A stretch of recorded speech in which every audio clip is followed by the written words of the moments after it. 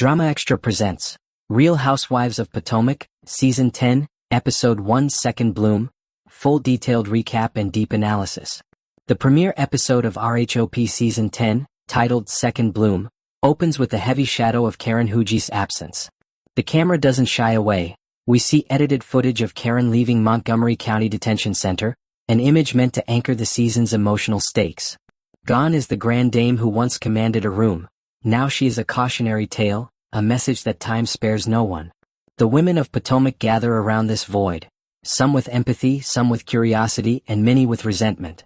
It is a striking act to start a season without the presence of a longtime linchpin, and from the first frame, the show communicates that everything must now be rearranged. Gizelle Bryant assumes a kind of interim leadership. She hosts a gathering of the cast in her home, a scene heavy with symbolism, a living room caught somewhere between mourning and renewal. As guests arrive, the conversation attempts to circle Karen's legal fate, her DUI conviction, the sentencing, the consequence of a life once elevated now literally grounded behind bars. But very quickly the talk veers. The women pivot from justice to betrayal, from law to loyalty. The effective narrative tactic here is to show that drama cannot wait even in grief. The past is not a soft memory, it is a burden pressing on every relationship present. In mingling those two threads, Karen's fate and the interpersonal chessboard, the premiere starts layering conflict. Stacey Rusch becomes a central focus. She is interrogated over her relationship with TJ, someone rumored to be paid to play her boyfriend. The conversation takes on the tone of interrogation. Eyes narrow, voices soften but carry steel, and guilt, denial, and defensiveness dance in the room. The women challenge her inconsistencies. She pushes back with emotional pleas and cryptic statements about forgiveness. The editing slows at her breaks, lingering on her face as though daring the audience to read her inner truth. But another storyline disrupts the tension. Stacey's narrative twist, reconciliation with her ex-husband, Themo. She reveals that while traveling with their daughter in Mexico, they received news that their divorce had finalized. Instead of divorcing, she claims the rupture made them realize their story wasn't done. Her glow in the confessional is softer, more hopeful. Yet it is an announcement that cuts the group. Some will see healing, others will see a political move. The show leaves us wondering, is this romantic revival or spin? And the women around her, Ashley, Keiarna, Gizelle, they silently, or not so silently, judge. Ashley Darby's arc is likewise under pressure. Her divorce from Michael is now etched in legal records, and she embarks on the second Bloom ball as a statement. A new chapter. Yet from the moment she invites Stacey to shop with her, tensions spark. She presses Stacey for proof of her divorce, reopens rumors, questions court records, and demands accountability. Ashley's pull is less about confrontation than clarity. She wants to understand, to anchor their relationships in truth. Their shopping date, ostensibly light, deflates into confrontation. As Ashley pokes at inconsistencies, Stacey deflects. The suspense is in pause. When one titanic group of women argue in silence, the camera holds. Monique Samuels returns in a friend of role. Though not full cast, her presence is strategic, layered with memory and history. Her cameo reminds longtime viewers of old feuds, old alliances, and the cost of time. New housewives are also introduced, Tia Glover and Angel Massie. Their arrival is positioned as fresh wind, possible alliances, new tensions. Angel is introduced via Keiarna, with hints she and Keiarna have a long history. The premiere keeps these new faces framed in possibility. Foil or friend, we will learn. A pivotal moment arrives in the second Bloom ball itself. The episode builds to this formal gathering. The women arrive dressed in layers of glamour and armor. As they descend a staircase, cameras cut between their faces, the anticipation, the swagger, the anxiety. The event is intended to celebrate Ashley's rebirth. But in classic Real Housewives fashion, it becomes a battlefield of glances, whispered sidebars, and stylistic barbs. Tensions crack when Ashley confronts Stacey again. "Where is your paperwork?" she asks. Stacey's responses vary from dismissive to wounded. The energy shifts from glamour to gauntlet. The episode does not provide major resolutions. Instead, it ends on unresolved tensions, laughter dripping with sarcasm, hugs that feel too tight, and music rising under voiceovers. As the credits roll, the viewer is left with a question. Who among these women is real and who is performing? Who is justified in demanding truth, and who is hiding behind it? The premiere sets the table not for reconciliation but for war. Emotional war. As the cast reconvenes, The weight of Karen Huji's absence casts a long shadow over every exchange and look. The women gather in Gizelle's home, a scene framed with careful intention, plush decor, muted lighting, tension in the air. Gizelle attempts to steer the mood toward empathy, but the ghosts of past conflicts hover just out of view. The conversation begins with Karen's sentencing, her jail release, and viral footage that circulated. Moments meant to humanize Karen but also to remind everyone of the ripple her fall from grace causes. Reality T+1. However, within minutes, the dialogue swerves toward personal accountability and accusation. Stacey Rusch is put under scrutiny by the group. Rumors of her paying TJ to pose as her staged boyfriend resurface. The cast questions her motives, authenticity, and whether she has been transparent with them. Stacey defends herself, claiming TJ expressed remorse and wanted to clear false narratives. But the women are skeptical. The trust between them is frayed. Reality T+1. In this impromptu confessional of sorts, Ashley Darby emerges as a vocal skeptic. She presses Stacey, demanding proof, checking legal records, and probing inconsistencies. Ashley's posture is firm, her tone accusatory at moments, cautious at others. She isn't content with vague explanations. This friction between Ashley and Stacey becomes one of the narrative cores of the episode. Primetimer.com+2 Reality T+2. Meanwhile, the episode shifts to reveal another twist in Stacey's personal life. She and her ex-husband Themo have reconciled. Surprisingly, they reconnected during a family trip, and although their divorce had been finalized, they decided to give their marriage another attempt. Stacey describes a flow in returning to the relationship, signifying emotional turbulence but also hope. This reconciliation shades her interactions with the group. Some see it as strength, others as indecision in her narrative. Primetimer.com+1. Ashley hosts a major event in this episode, the Second Bloom Ball. This ball is intended to mark her rebirth post-divorce, a celebration of independence and renewal. But it quickly becomes a battlefield of etiquette, looks, and verbal jabs. As the ladies descend the stairs in gowns, the camera shifts between glamorous entrances and the charged tension hidden behind forced smiles. At the ball, Ashley confronts Stacey publicly, challenging her to defend her past behavior and making pointed comments about her divorce papers. Stacey fights back, emotions flaring, voices crescendoing. The glamour of the event belies the emotional warfare underneath. Primetimer.com+2 Reality T+2. At the same time, 2 new cast members are introduced, changing the dynamics at the ball and in future episodes. Angel Massie enters through Keiarna's connection. She is a mother, entrepreneur, journalist, and her history with the group is hinted but not fully revealed. Tia Glover, a London-based real estate agent with Nigerian roots, enters under Gizelle's introduction. Their arrival injects fresh possibility and tension into the group, as existing alliances and rivalries are tested. Primetimer.com. Another interpersonal thread weaves through the episode. Keiarna Stewart expresses dissatisfaction with her dynamic with Wendy Osefo. She claims Wendy shows microaggressions in their friendship, subtle slights that have built up over time. Before the ball, she attempts a one-on-one conversation with Wendy to air these grievances. The scene is palpably uneasy.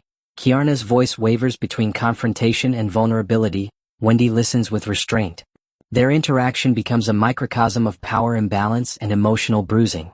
Primetimer.com. As the episode closes, the ball devolves into chaos. The structured elegance gives way to raw confrontation. Ashley and Stacey's verbal spar escalates. Ashley calls out Stacey's seeming inconsistencies and her refusal to produce divorce evidence. Stacey lashes back with emotional defenses and pointed jabs. The ballroom, once envisioned as a space of renewal, becomes the arena of their feud. Their argument ends in shouting, glances of betrayal, and a chasm of unresolved tension. The credits roll on this heated confrontation. Reality T+2 Vulture +2. Through all of this, what emerges is a shifting power dynamic. With Karen missing, the pecking order is unsettled. The women jostle for influence, for narrative control, for authenticity. The premiere doesn't offer resolution. It insists on questions. Who deserves empathy? Who must prove their integrity? Who will rise to fill Karen's absence?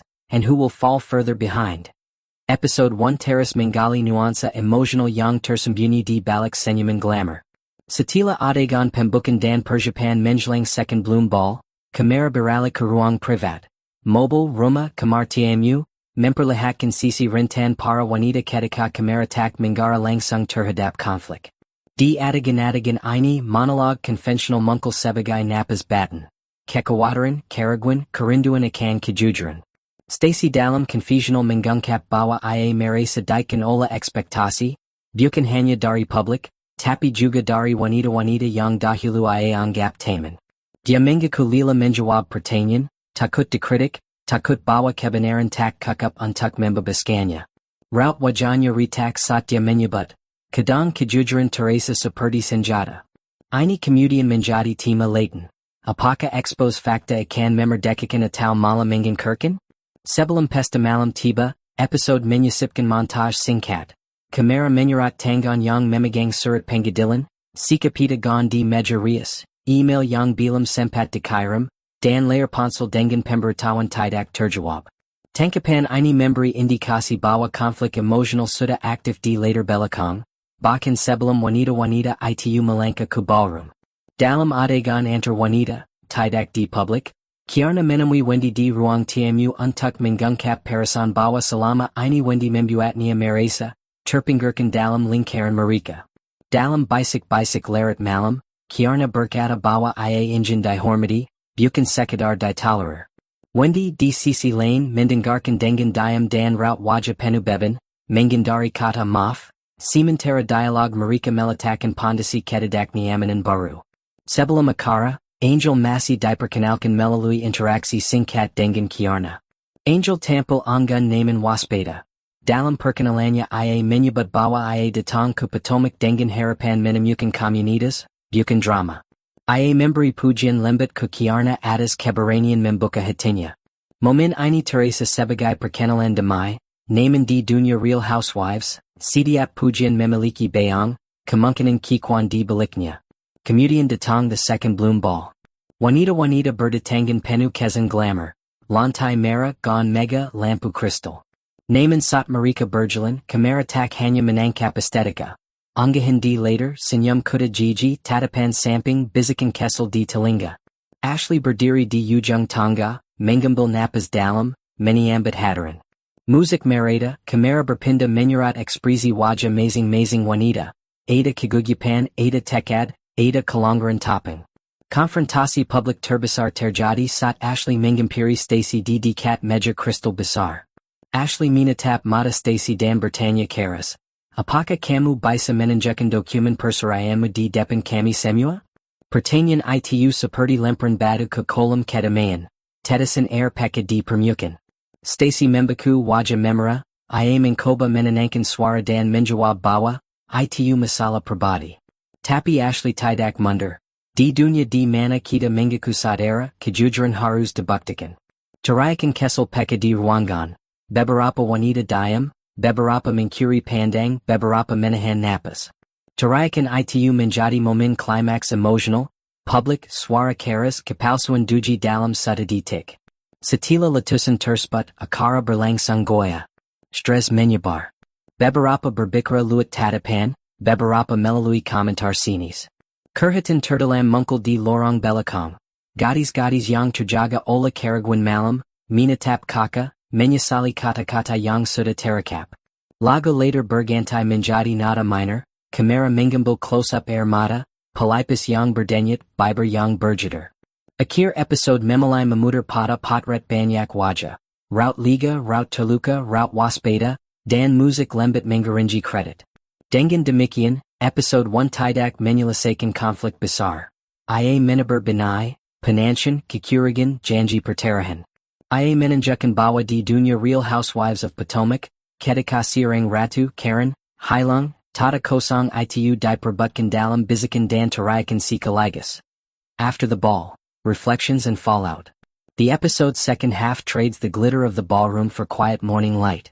The next day, the women wake to social media noise, reels, comments, and speculation about what truly happened at the second Bloom Ball. In a single montage we glimpse their morning routines, coffee brewing, text messages pinging, a scrolling thumb over gossip blogs, a modern chorus of accountability. The producers cleverly use this silence to show how reputations in Potomac are built and broken not in rooms but online. Ashley scrolls through messages that both praise and mock her assertiveness. Ia menunjukkan bahwa di dunia Real Housewives of Potomac, ketika seorang ratu, Karen, hilang, Tata kosong itu diaper butkan dalam bizikan dan tarayakan si kaligas. After the ball, reflections and fallout. The episode's second half trades the glitter of the ballroom for quiet morning light. The next day, the women wake to social media noise, reels, comments, and speculation about what truly happened at the second Bloom ball.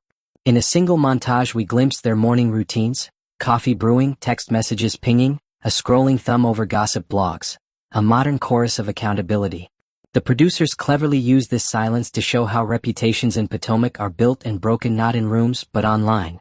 Ashley scrolls through messages that both praise and mock her assertiveness.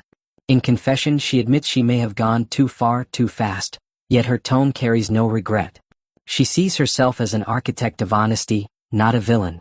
If we don't ask the hard questions, she says, then we're just sipping champagne on lies. The camera lingers as she exhales, suggesting pride laced with fear that her newfound independence might isolate her. Across town, Stacey sits in her kitchen, makeup-free, staring at untouched breakfast. The world she tried to rebuild in season 9 now trembles. She replays the footage on her phone. Ashley's words echo, the crowd murmurs. They don't want truth, she whispers. They want spectacle. This self-awareness softens her, recasting her not merely as a schemer but a woman learning how survival looks under public scrutiny. Visual language and symbolism. Episode 1 thrives on contrasts, noise and silence, shine and shadow. The ball's dazzling chandelier light gave way to the gray dawn, mirroring how appearances fade but consequences linger. The cinematography's recurrent motif of mirrors underscores each woman's duality, the image they craft versus the reflection they dread.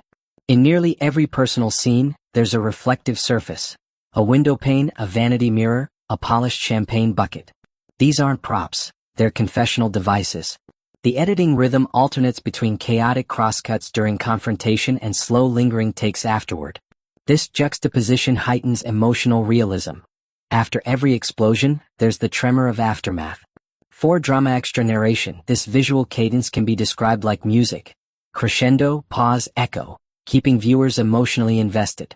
Shifting alliances. With Karen absent, power recalibrates.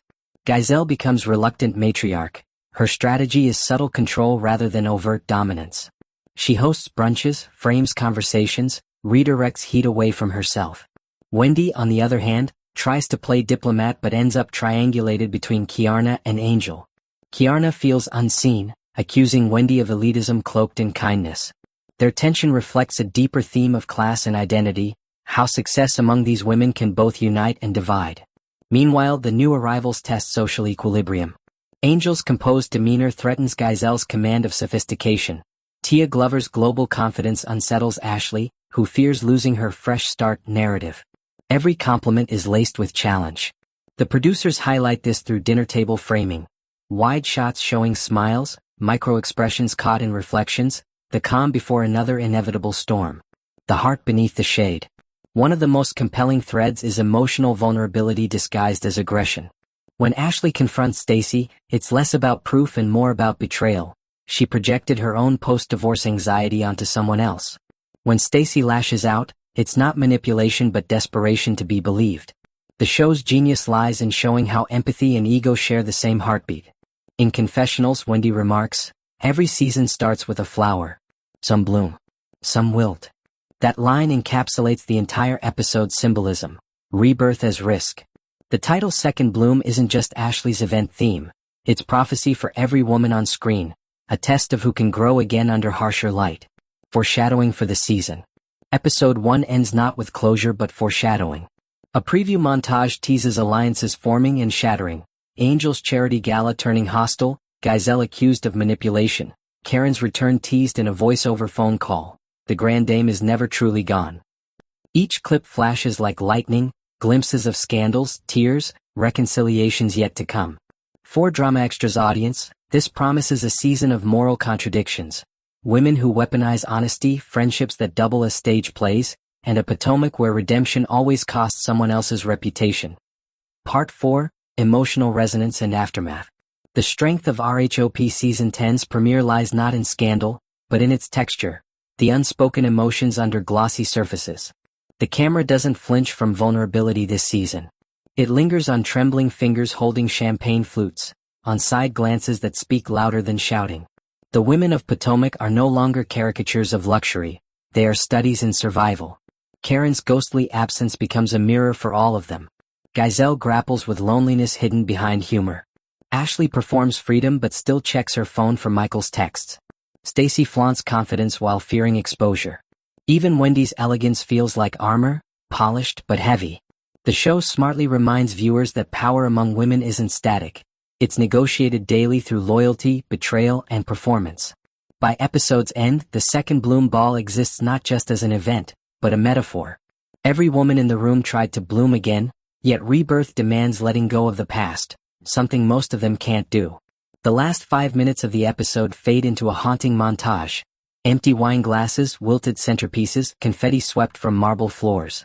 A slow piano melody underscores each visual cut, echoing the price of perfection. Cinematic style and direction. The visual grammar of RHOP Season 10 feels almost cinematic this time. The use of natural light contrasts with the artificial sparkle of ballroom scenes. Morning sequences feature cooler tones, gray and white, representing the clarity that follows conflict. Evening scenes, by contrast, drown in amber and gold, symbolizing temptation and ego. This directorial choice is subtle but powerful. Potomac's beauty is now tinged with melancholy. For DramaXtra narration, you can emphasize this emotional duality. Behind every diamond earring, there's a crack. Behind every perfect toast, a bruise of pride. Psychological undercurrents. The episode also lays psychological groundwork for the entire season. Each woman becomes an archetype in a grander emotional tapestry. Gizelle, the strategist hiding fragility beneath composure. Ashley, the reborn seeking validation and independence. Stacey, the survivor torn between guilt and defiance. Wendy, the intellectual craving control and chaos. Keiarna, the outsider, desperate for inclusion but unwilling to conform. Their interactions reflect an ecosystem of emotional politics. Power isn't about who yells loudest, it's about who can look calm while the world shakes. Foreshadowing future episodes. As the closing narration teases Season 10's direction, we glimpse fragments. Karen's return, a whispered phone call promising reckoning. Gizelle facing unexpected betrayal from someone she trusted. A charity gala that turns catastrophic. A confession that could rewrite Potomac's alliances forever. The editors frame these teasers like cinematic lightning, flashes of tears, laughter, smashed glasses, and one chilling quote from Karen: "You can lock a woman away but you can't cage her crown." Moral takeaways for the audience. Beyond the glitz and the fights, RHOP Season 10's first episode leaves a reflective message. Reinvention demands honesty. Pretending to bloom only breeds decay. Sisterhood is fragile. Every friendship needs truth more than tolerance. Public power means private sacrifice. Forgiveness doesn't erase history, it redefines it. For DramaXtra narration, emphasize that second bloom isn't about second chances, it's about second selves. Each woman must decide who she's willing to become when the cameras stop rolling. DramaXtra outro script for your YouTube video. Clapperboard, and that wraps up episode 1 of The Real Housewives of Potomac Season 10. From Karen's silent shadow to Ashley's loud rebirth, from Gizelle's subtle manipulation to Stacey's public undoing, this season already feels like a battlefield dressed in diamonds. Speech balloon, what do you think, DramaXtra fam? Who's truly blooming and who's pretending? Drop your opinions below. I read every comment. Thumbs up, don't forget to hit that like, subscribe, and tap the bell icon so you never miss another RHOP deep dive. Because here on DramaXtra, we don't just watch reality, we decode it. Rusch.